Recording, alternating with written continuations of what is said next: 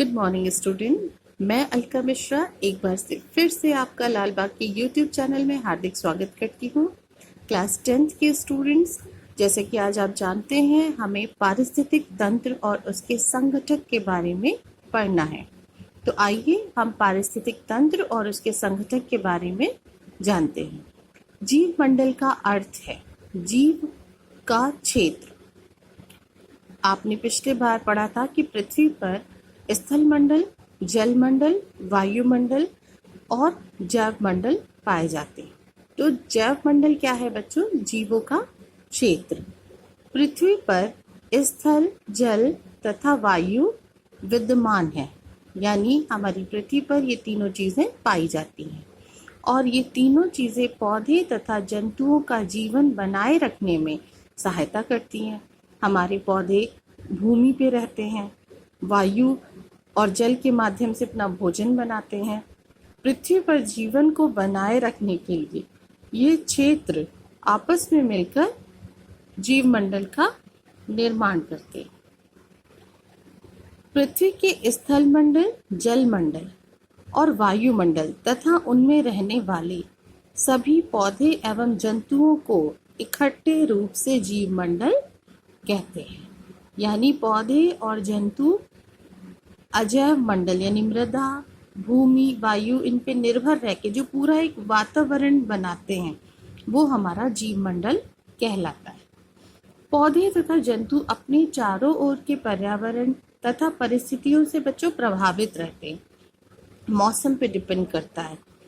उनका समस्त जीवन वातावरण की अनुकूलशीलता पर निर्भर करता है। यदि वातावरण अनुकूल नहीं होगा तो उनकी जीवन क्रियाएं रुक जाएंगी या समाप्त हो जाएंगी। जंतु तो एक स्थान से दूसरे स्थान जाकर अपना वातावरण अनुकूल भी कर सकता है, लेकिन पौधों के साथ ऐसा नहीं होता। मानिए कहीं कोई समस्या है तो जीव जंतु तो एक स्थान से दूसरे स्थान जा सकते हैं, लेकिन पौधे उसी जगह रहते हैं और वहीं पे उन्हें वातावरण को समय के अनुसार बदलना पड़ता है या अनुकूल करना पड़ता है, उसमें ढलना पड़ता है। तो इस प्रकार हम कह सकते हैं कि सजीवों के विभिन्न समुदाय अजैव घटकों पर निर्भर करते हैं या उन दोनों में एक परस्पर संबंध होता है। जैसे जितने भी जीव हैं वो नाइट्रोजन, फास्फोरस, जल, वायु आदि से कार्बन डाइऑक्साइड भी प्राप्त करते हैं और प्रकाश संश्लेषण की क्रिया करते हैं, यानी ये एक दूसरे पर निर्भर है। तो जैव तथा अजैव घटकों द्वारा बनी यह क्रियात्मक इकाई या तंत्र है बच्चों पारितंत्र कहलाता है। पारितंत्र हमारा जैव और अजैव घटकों से का एक दूसरे पर निर्भर करना, एक दूसरे को पूरा करना क्या कहलाता है? पारितंत्र कहलाता है। पारितंत्र बच्चों दो तरह का होता है। एक होता है प्राकृतिक पारितंत्र और बच्चों दूसरा होता है कृत्रिम पारितंत्र। प्राकृतिक पारितंत्र वो होते हैं बच्चों जो प्रकृति द्वारा निर्मित होते हैं, जैसे वन, घास के मैदान, मरुस्थल, कृषि भूमि, पर्वत, ये सब क्या है? स्थलीय पारितंत्र है। ये सब पहले से हैं प्रकृति में और स्थल का निर्माण करते हैं। इसी प्रकार बच्चों तालाब, झील, झरना, नदी, समुद्र, जल, जीवशाला आदि जलीय पारितंत्र हैं।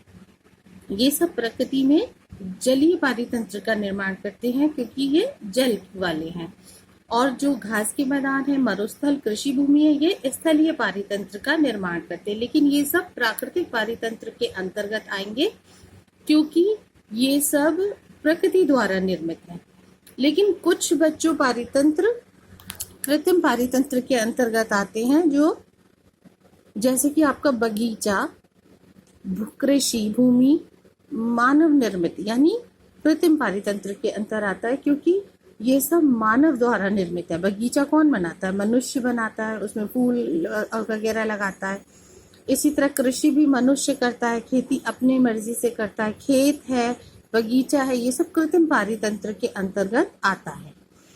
तो जो पारितंत्र प्रकृति द्वारा निर्मित हैं, बड़े बड़े वन, जहाँ पे जैसे वनों में बहुत सारे पेड़ पौधे होते हैं, जीव जंतु होते हैं, वहाँ की भूमि उन्हीं की होती है, और वो एक पूरा सारी चीजें मिलकर, वहाँ का स्थल मंडल, जल मंडल, वायुमंडल मिलकर जो वनों का निर्माण करता है, वो एक पारितंत्र कहलाता है। तो वो हुआ प्राकृतिक पारितंत्र, और मानव द्वारा निर्मित हुआ कृत्रिम पारितंत्र। इसको आप इस उदाहरण से जान सकते हैं बच्चों। जैसे अगर हम कोई तालाब ले लें, तो तालाब का पारितंत्र क्या होगा? उस तालाब में मछलियाँ होंगी, फिर छोटी मछली होंगी, बड़ी मछली होंगी, छोटे छोटे जलीय पौधे होंगे, पानी होगा, उस पे सूर्य का प्रकाश होगा, सूक्ष्म जीव होंगे, शैवाल वगैरह। तो ये तो ओरिजिनल पारितंत्र हुआ, प्राकृतिक पारितंत्र। और अगर आप दूसरा लें जलीय पारितंत्र, तो वो क्या है? आपका एक्वेरियम, जो आप घर में सजाते हैं, जिसके लिए आपको ऑक्सीजन अलग से देनी पड़ती है, और वो एक्वेरियम का माहौल आपको बनाना पड़ता है। उसमें आप आर्टिफिशियल पत्थर लगाते हैं, पेड़ पौधे लगाते हैं, फिर उसमें मछलियाँ डालते हैं।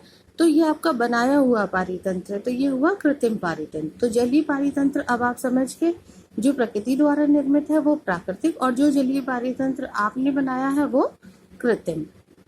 तो इस प्रकार आप ये समझ गए कि जीव मंडल का प्रत्येक घटक अपना विशिष्ट कार्य करता है। इनके कुल कार्यों का सारा योग जीव मंडल को स्थिरता प्रदान करता है। तो ये बच्चों आज हमारा था पारिस्थितिक तंत्र और उसके संगठक। कल हम आपको पढ़ाएंगे पारिस्थितिक तंत्र के घटक। Thank you.